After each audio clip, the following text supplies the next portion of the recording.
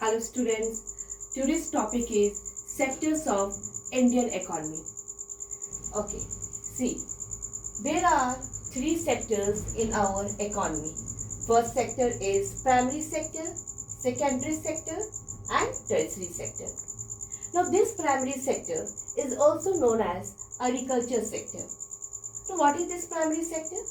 This primary sector are all those economic activities which are connected with the extraction and production of natural resources. Example, agriculture, fishing, mining, etc.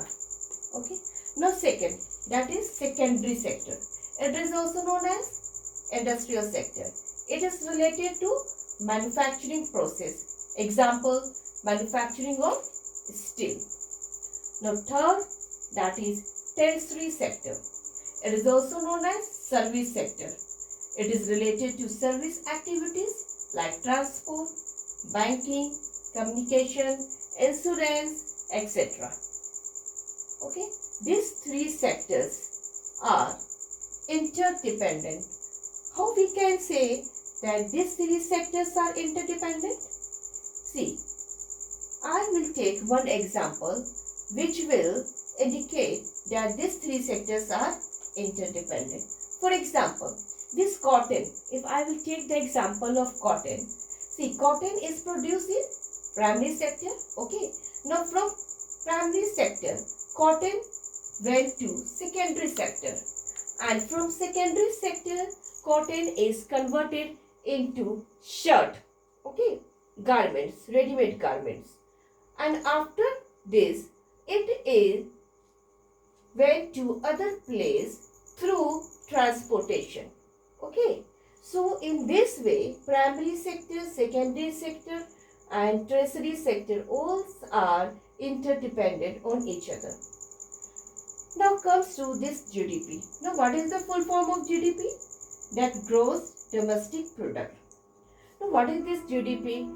It is the value of only final goods and services produced within the domestic territory of a country. No, listen here. Here I am saying the final goods. Now what do you mean by this final goods? For example, if I take the example wood. Okay, for example, this is wood. Now this wood is intermediate goods. Okay, now what do you mean by intermediate goods? Intermediate goods, that is not a final goods. Okay, for example, if this wood is converted into furniture or any other form and it is ready to sell in the market, then we will say that it is the final goods, and this final goods will be added to the GDP. So we can't say this wood is final goods. Okay, because from wood we convert into different forms, and when it is ready to sell in the market, then we will say it is the final product. Okay, so here what we have understood, that in our economy there are three sectors: primary sector, secondary sector and tertiary sector.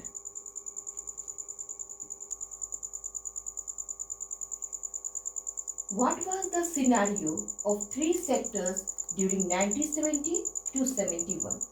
See, during that period, primary sector contributing maximum GDP, and the secondary sector and tertiary sector, it gives least GDP. Okay, during that period, this primary sector was giving maximum GDP. Okay, but it was completely changed during 2011 to 12. Okay, look this. Now tertiary sector is providing maximum GDP, about 58%. Okay, now this secondary sector, it is in second position, providing 27% of GDP. Now last, that is primary sector. It is in third position, which is contributing 19%. Now see, this scenario is completely changed during this 1970 to 12 and this 2011 to 12.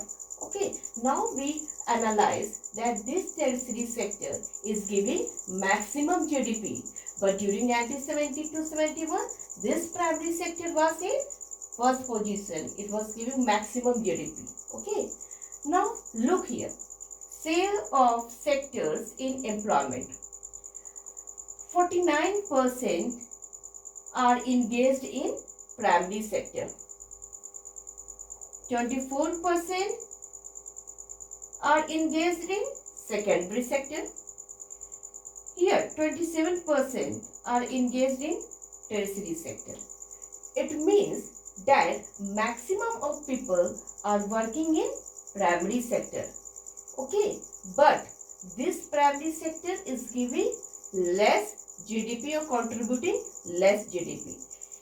See here, in this tertiary sector, only 27% are engaged in tertiary sector, but it is contributing 58% of GDP.